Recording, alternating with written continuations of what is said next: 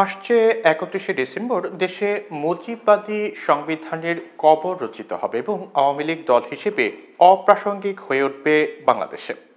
ওই দিন ঢাকার কেন্দ্রীয় শহীদ মিনারে জুলাই বিপ্লবের ঘোষণাপত্র ঘোষণা করা হবে। রোববার ঢাকায় এক জরুরি সংবাদ সম্মেলনে বৈষম্য বিরোধী ছাত্র আন্দোলনের নেতারা এমন কথা বলেছেন।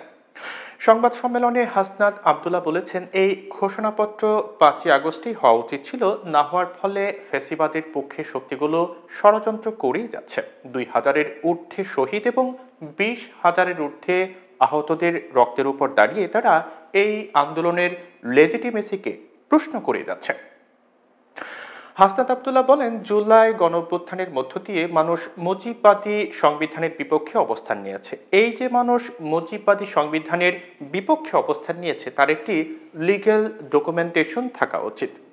সেই জায়গা থেকে ২০২৪-এর গণঅভ্যুত্থান ঘিরে আমাদের যে গণ আকাঙ্ক্ষা তৈরি হয়েছে, ৭২-এর সংবিধানের বিপরীতে গিয়ে মানুষ যে রাস্তায় নেমে এসেছে সেটির প্রাতিষ্ঠানিক দালিলিক স্বীকৃতি ঘোষণা করার জন্য ৩১শে ডিসেম্বর ছাত্র জনতার উপস্থিতিতে শহীদ মিনার থেকে আমাদের প্রোক্লেমেশন অব জুলাই রেভলিউশন ঘোষণা করব। এদিন সংবাদ সম্মেলনে সার্জিস আলম বলেছেন, জুলাই বিপ্লবে মানুষের আশা আকাঙ্ক্ষার প্রতিফলন একটি ঘোষণাপত্রে লিখিতভাবে লিপিবদ্ধ করা দরকার। সেটাই কিছুটা দেরিতে হলেও এই ঘোষণাপত্রে থাকবে। প্রয়োজনে সামনে একটি আরো সংশোধন, পরিবর্তন ও পরিমার্জন হতে পারে। বৈষম্য বিরোধী ছাত্র আন্দোলনের নেতারা জানিয়েছেন, ইতিমধ্যেই এই ঘোষণাপত্রের ড্রাফট বিভিন্ন রাজনৈতিক দলের কাছে পাঠানো হয়েছে। তারা নিজ নিজ মন্তব্য ও বক্তব্য দিচ্ছেন, যা ৩১শে ডিসেম্বর জুলাই প্রোক্লেমেশনে দেখা যাবে।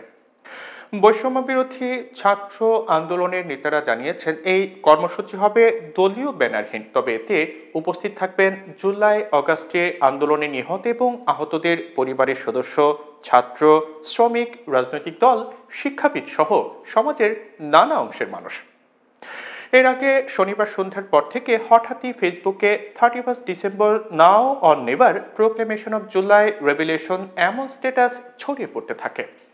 বৈষম্য বিরোধী ছাত্র আন্দোলনের শীর্ষ নেতাদের অনেকেই এমন পোস্ট দেন। ফেসবুকে এমন পোস্ট দিয়েছেন অন্তর্বর্তীকালীন সরকারের উপদেষ্টা ও বৈষম্য বিরোধী ছাত্র আন্দোলনের সাবেক সমন্বয়ক আসিফ মাহমুদও। সেই পোস্টে আসিফ মাহমুদ লিখেন, প্রোক্লেমেশন অব জুলাই রেভলিউশন। এর ঠিক কিছু আগেই আরেকটি পোস্টে তিনি লিখেছেন, কমরেডস নাও অর নেভার, অর্থাৎ এখন না হলে কখনোই না। এরপরই সবার মাঝে প্রশ্ন উঠেছে যে ৩১শে ডিসেম্বর আসলে কি হচ্ছে। এই প্রশ্নে উপদেষ্টা আসিফ মাহমুদ বিবিসি বাংলাকে শনিবার রাতে বলেছিলেন যে জুলাই অভ্যুত্থানের অনেক গুরুত্বপূর্ণ একটা কাজ বাকি ছিল, যেটা ২০২৪-এর মধ্যেই পূর্ণাঙ্গ করা হবে। আনুষ্ঠানিকভাবে সেই ঘোষণা দেবে বৈষম্য বিরোধী ছাত্র আন্দোলন।